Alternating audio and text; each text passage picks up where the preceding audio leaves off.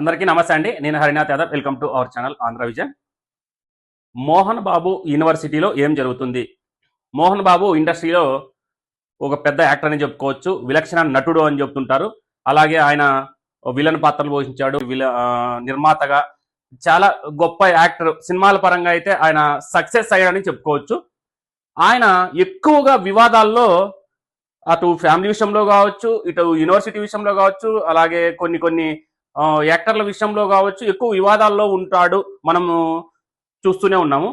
కాకపోతే ఇటీవల కాలంలో మోహన్ బాబు యూనివర్సిటీలో పెద్ద ఎత్తున కిడ్నాప్ కలకలం అనేది ఒకటి బయటపడింది. వీడియోలోకి వెళ్లే ముందు కొత్తగా ఎవరన్నా ఛానల్ చూస్తున్నట్టుంటే ప్లీజ్ సబ్స్క్రైబ్ చేసుకోండి.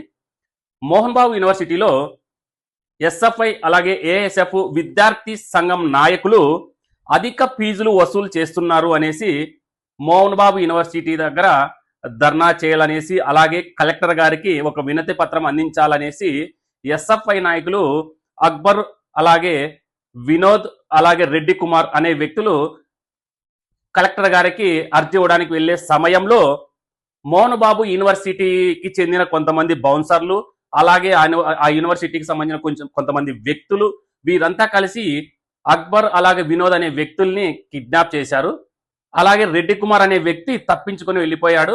ఆ తప్పించుకున్న వ్యక్తి ఎన్ఎస్యుఐ విద్యార్థి సంఘాలకు కావచ్చు, అలాగే ఏఎస్ఎఫ్ విద్యార్థి సంఘాలు, ఈ విద్యార్థి సంఘాలకు అలర్ట్ చేసేసి పోలీసులకి సమాచారం ఇచ్చేసి ఈ కిడ్నాప్ చేసిన వ్యక్తులు ఎక్కడున్నారు అనేసి ఆరా తీయగా వీరిని మోహన్ బాబు యూనివర్సిటీ బౌన్సర్లు ఒక కారులో అడవిలోకి తీసుకెళ్లి విపరీతంగా కొట్టారనేసి అక్బర్ అనే వ్యక్తి మనకు ఇటీవల మీడియాలో చెప్పినది చూసే ఉంటారు.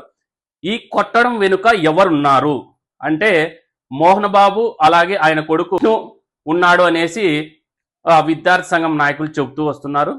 కిడ్నాప్ అయిన వ్యక్తులలో అక్బర్ అనే వ్యక్తి ఆ మోహన్ బాబు యూనివర్సిటీ గురించి ఏం మాట్లాడాడు, వాళ్ళు కిడ్నాప్ చేసిన వ్యక్తులు ఎవరు అనేసి క్లుప్తంగా చెప్పాడు. ఒకసారి ఆయన మాటలోనే విందాము. గతంలో యూనివర్సిటీ మీద అనేక ఆరోపణలు ప్లస్ హైయర్ ఎడ్యుకేషన్ నుంచి వాళ్ళ మీద నివేదిక కూడా ఇవ్వడం జరిగింది. కానీ ప్రభుత్వం వాళ్ళ మీద ఎటువంటి చర్యలు తీసుకోలేదు. దాదాపుగా 23.17 కోట్ల రూపాయలు డబ్బులు తిరిగి వెనుకలకు ఇవ్వమని చెప్పింది. ప్లస్ 15 లక్షల రూపాయలు వాళ్ళకు ఫైన్ ఇవ్వడం జరిగింది. ప్లేస్మెంట్ ఫీజు పేరుతో 40,000 రూపాయలు ఖచ్చితంగా ప్రతి ఒక్క విద్యార్థి కట్టాలనేసి వాళ్ళు ప్రతి ఒక్క విద్యార్థి పైన దాదాపుగా 40,000 రూపాయలు ఎక్స్ట్రాగా ఫీజులు వసూలు చేస్తున్నారంట. యాక్చువల్గా గవర్నమెంట్ పెట్టిన రూల్ కాకుండా ఎక్స్ట్రాగా 40,000 వసూలు చేస్తున్నారనే ఉద్దేశంతో ఎస్ఎఫ్ఐ, ఏఎస్ఎఫ్, ఎన్ఎస్ఐ ఈ విద్యార్థి సంఘం నాయకులంతా కలిసి అక్కడ ధర్నా చేయాలి, లేదంటే కలెక్టర్ గారికి వినతిపత్రం ఇవ్వాలి అనేసి ఈయన చెప్తున్నాడు. ఒక ఇష్యూ మేము జారీ చేయడం జరిగింది. ఇది మాకు దృష్టికి రావడం జరిగింది. ఈ దృష్టికి రావడం తర్వాత మేము జనవరి 8వ తేదీ దానికి ముందే మేము కంప్లైంట్ పెట్టడం జరిగింది. కలెక్టర్ గారికి PGRS లో కంప్లైంట్ పెట్టడం జరిగింది. దాని తర్వాత మంచు విష్ణు గారు మమ్మల్ని పిలవడం జరిగింది. ఎస్ఎఫ్ఐ, ఏఎస్ఎఫ్, ఎన్ఎస్ఏ తదితర విద్యార్థి సంఘాలు, అన్ని విద్యార్థి సంఘాలు పిలిస్తే అక్కడ చర్చించాము. అన్న, మాకు ఈ సమస్యలు ఉన్నాయి విద్యార్థుల తరఫు నుంచి, మీరు దీన్ని పరిష్కరించండి. మేము ఖచ్చితంగా పరిష్కరిస్తాము. ఏదైతే దాన్ని మ్యాండేటరీ చేసామో దాన్ని తీసేసి చాయిస్ గా పెడతాము, మాకేం ఇబ్బంది ఏం లేదని చెప్పారు. ఎవరైతే ఇంతకు ముందు మెస్ లో ఫుడ్ తినకపోయినా సరే వాళ్ళు ఎన్రోల్ చేయించారు, వీళ్ళు ఆ 20,000 రూపాయలు కట్టకపోతే వాళ్ళు సప్లిమెంటరీకి హాల్ టికెట్లు ఇవ్వమని వాళ్ళు చెప్పారు. వాళ్ళతో కండిషనల్ లెటర్ రాపించుకొని మేము 20,000 కడతాము, 18వ తేదీ కడతామనేసి వాళ్ళతో లెటర్ రాపించుకొని హాల్ టికెట్లు ఇచ్చారు. ఇవన్నిటి తీసుకొని వేసి మేము ఎస్ఎఫ్ఐ, ఏఎస్ఎఫ్, ఎన్ఎస్యుగా నిన్నటి రోజున కరెక్ట్ గా ఎగ్జాక్ట్ గా 12 గంటలకు మేము ధర్నా పెట్టుకోవడం జరిగింది. 2 నిమిషాల నిరసన కార్యక్రమం. తదనంతరం మేము కలెక్టర్ గారికి వినతిపత్రం ఇద్దామని కార్యక్రమం చేసుకున్నాము. మిగతా విద్యార్థి సంఘాలన్నీ వెళ్ళిపోతే నేను, వినోద్ కుమార్, రెడ్డి కుమార్ అనే వ్యక్తులు మిమ్మల్ని ఎవరు ఫాలో చేశారా? మరి మీరు సపరేట్ గా వెళ్ళినప్పుడు మిమ్మల్ని ఫాలో చేసి కిడ్నాప్ చేశారా? మమ్మల్ని ఫాలో చేశారు. మమ్మల్ని వెనకాల నుంచి ఫాలో చేశారు. మేము ముందరికి వెళ్తా ఉంటే వాళ్ళు ఆపేశారు. ఎలిమెంటరీ హోటల్ దగ్గర ఆపేసి బైక్ కింద పడేసేసి కాళ్ళతో చేతులతో కొట్టేసి నన్ను ఒక వెహికల్లో, వినోద్ కుమార్ ఒక వెహికల్లో ఎక్కించుకొని, వినోద్ కుమార్ అనే వ్యక్తిని ఒక వెహికల్లో, ఈయన ఒక వెహికల్ ఎక్కించుకొని కాళ్ళతో విపరీతంగా తన్నారు. అలాగే అడవిలోకి తీసుకెళ్లి కొట్టారనేసి కూడా చెప్తున్నాడు. కలెక్టర్ ఆఫీస్ నుంచి యూటర్న్ తీసుకొని వెళ్లే క్రమంలో మళ్ళీ లెమన్ ట్రీ దాటిన తర్వాత నేను డోర్ ఓపెన్ చేసి బయటికి దుంకే ప్రయత్నం చేశాను. సగం బాడీ బయట ఉంది, సగం బాడీ కార్ లో ఉంది. ఆ నలుగురు మళ్ళీ కార్ ఆపేసి నేను ఒక 10 నిమిషాలు దాదాపుగా బాగా ట్రై చేశాను బయటికి రావడానికి. అక్కడ ఉన్న జనాలు కూడా ఇన్ టైమ్ లో స్పందించింటే నేను అసలు కిడ్నాప్ అయ్యిండేవనే కాదు. కానీ అక్కడ ఉన్న జనాలు స్పందించలేదు. కానీ కరెక్ట్ స్పందించే టైంకి వీళ్ళు ఏం చెప్పారంటే, ఈ అబ్బాయి మా అబ్బాయి సూసైడ్ చేసుకుని కాపాడడానికి వచ్చాము అని అబద్ధాలు చెప్పి నన్ను కారులో ఎక్కించుకుని గుద్దడము, తిట్టడము, ఇక్కడ కూడా కొట్టడము, ఇవన్నీ గాయాలయ్యాను. ఎవరు కొట్టారు, మిమ్మల్ని ఎవరు కిడ్నాప్ చేశారు? మోహన్ బాబు యూనివర్సిటీ వాళ్ళకి సంబంధించిన వాళ్ళు బౌన్సర్ల రూపంలో ఉన్నటువంటి వాళ్ళు.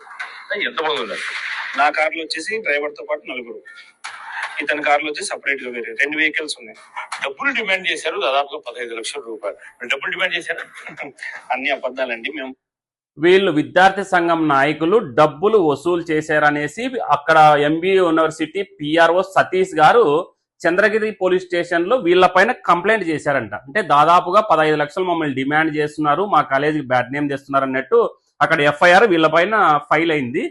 వీళ్ళు అంతకు ముందే ధర్నాను అంతకుముందే కలెక్టర్ ఆఫీస్ లో ఒక వినతపత్రం ఇవ్వడానికి వెళ్లే సమయంలోనే ఇది కిడ్నాప్ జరిగింది. కిడ్నాప్ కు జరిగిన వెంటనే వీళ్ళపైన కేసు కూడా తిరిగి మోహన్ బాబు యూనివర్సిటీలో ఈ విధంగా అక్రమాలు జరుగుతున్నాయనేసి విద్యార్థి సంఘం నాయకులు చెబుతూ, అలాగే కొంతమంది ఇటీవల కాలంలో ఆత్మహత్య కూడా చేసుకున్నారు. దానిపైన కూడా సమగ్ర విచారణ జరపాలి, దీనిపైన ప్రభుత్వం కఠిన చర్యలు తీసుకోవాలి ఈ యూనివర్సిటీ మీద అనేసి కూడా విద్యార్థి సంఘం నాయకులు చెబుతూ వస్తున్నారు.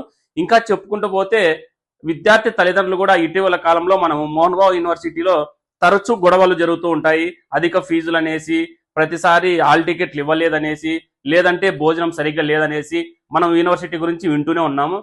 ఈ విధంగా ఎటువంటి చర్యలు ప్రభుత్వం తీసుకుంటుందో వేచి చూడాల్సి ఉంటుంది. ఈ కిడ్నాప్ కేసుకు సంబంధించి A1గా పిఆర్ఓ సతీష్ మీద కేసు ఫైల్ అయింది. అలాగే A2గా మోహన్ బాబు గారి పైన కేసు ఫైల్ అయింది. A3గా మంచు విష్ణు గారి పైన కూడా కేసు ఫైల్ అయింది. ఈ విధంగా వీళ్ళు ప్రతి ఒక్క ఇష్యూలోనూ ఒక కాంట్రవర్సీగా ఉంటారు అనేసి అక్కడి ప్రజలు చెబుతుంటారు. అలాగే చెప్పుకుంటూ పోతే వాళ్ళ ఫ్యామిలీ విషయంలో కూడా మనోజ్ కావచ్చు, విష్ణు కావచ్చు, వీళ్ళది కూడా ఫ్యామిలీ సమస్యల్లో కూడా కాంట్రవర్సీ మనం ఇటీవల చూసే ఉంటాము. ఈ విధంగా విద్యార్థులకి ఎటువంటి న్యాయం చేయాలి, దీనిపైన ఖచ్చితంగా ప్రభుత్వం చర్యలు తీసుకోవాలి అనేసి విద్యార్థి సంఘం నాయకులు చెబుతున్నారు.